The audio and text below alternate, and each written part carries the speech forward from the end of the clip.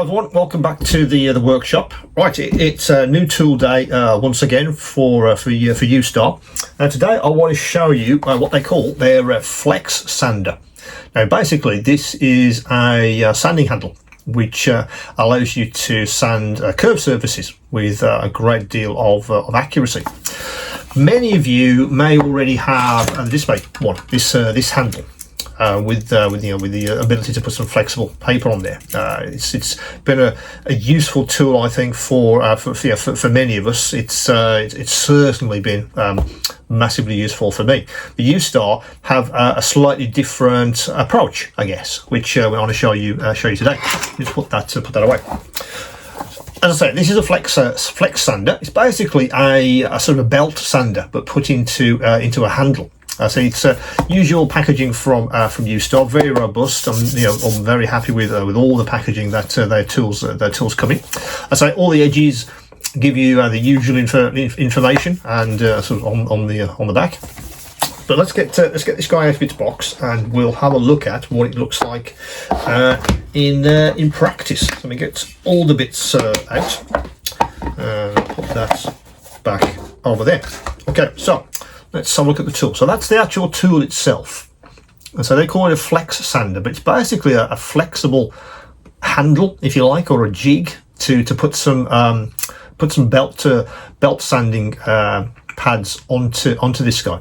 It comes in a couple of parts. There's the actual handle itself on the top, which is where all the adjustments are. These two knobs give you adjustment on how you attach the paper itself, and then how you adjust the tension, which is the important one. So let's do that in a second. In the second nondescript box, you get all of the sanding belts, which they give you as a starter pack. Let me just get those out so you can have a look at them. And so try and do that as I did. Don't try and pull these out. I'll explain in a second. I'll open the other end of the box and push them out so they don't get damaged. So these are the belts which go onto that handle. Very, very flexible. You get a starter pack which has several grits in them. Let me just read those off. If memory serves, you get two 320 grits, 600, and I believe you get two of the 400s as well. There's five in the pack, I believe. 6 320, that's a 400 and another 400. Yeah, so two 400s, two 320s, and a 600. So 5 in the actual pack itself. Let me get one off this band. I can show you one in more detail. So that's the 600.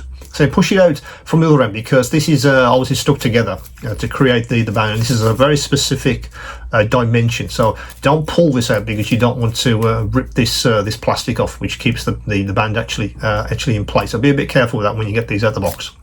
So let's put this on the actual handle itself, and I can show you how this works in practice. So take your handle and undo both of these knobs, because they do have completely different purposes. So the big one attaches the paper itself.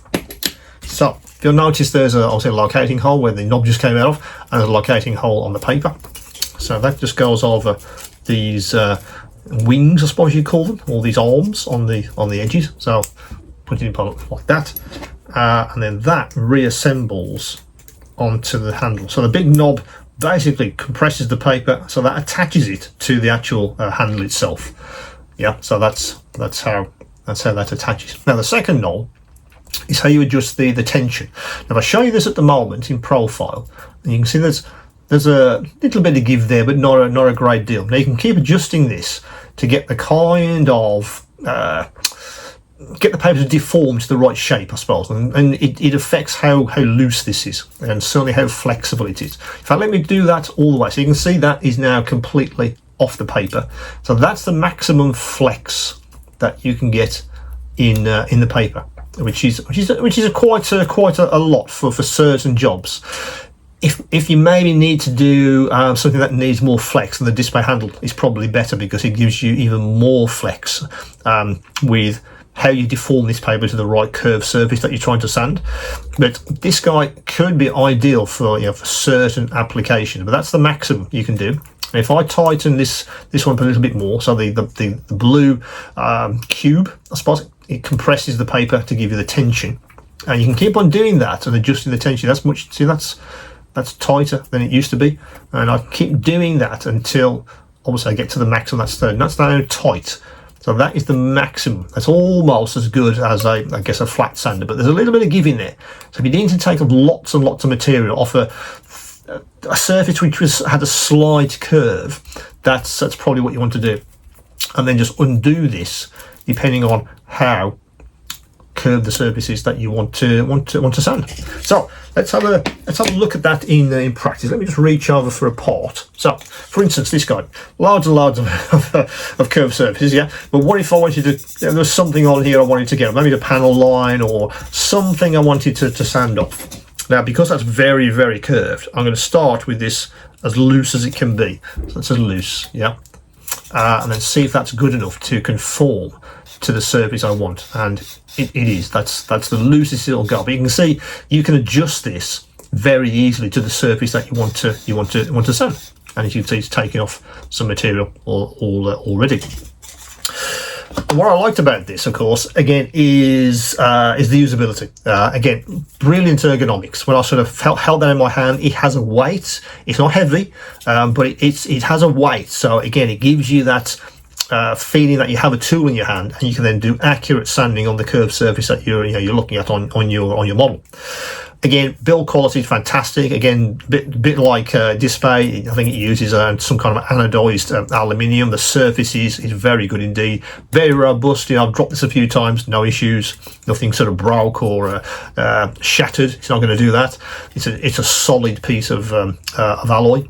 But again, in the hand, very, very nice indeed. I felt it's something that I'll be using a lot for a particular model because I do a lot of sci-fi, so a lot of curved surfaces. And between the Display and this one, that gives me really the two tools I need for sanding any kind of curved surface. And so this guy could be an interesting one for you if you want to move away from maybe it's too flexible with the Display one, and you just need a little bit of give on this. That's absolutely enough for you. And again, in the hand when you're using this, the ergonomics are really superb. Now, the sanding belts also do come in packs of 5. Let me just reach for those without dropping them. Again, very simple packaging. Let me just read off what you can actually get. Obviously, you can get what's already in that pack as replacements. So there's 320s, 400s, 600s, and an 800. Coming packs of 5, exactly the same as you see with these. The actual sanding pads are nicely labelled again. So if you take one, I'll put it down. Again, they thought about that.